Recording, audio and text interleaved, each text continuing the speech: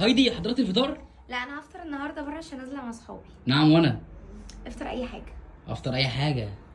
افطر مع اصحابك. ها انت بتعمل ايه؟ مش ده حبيبك؟ احي اوعى تعمل كده. مش ده بتاع اوعى تعمل كده. اهو لا لا اهو اهو خلاص والنبي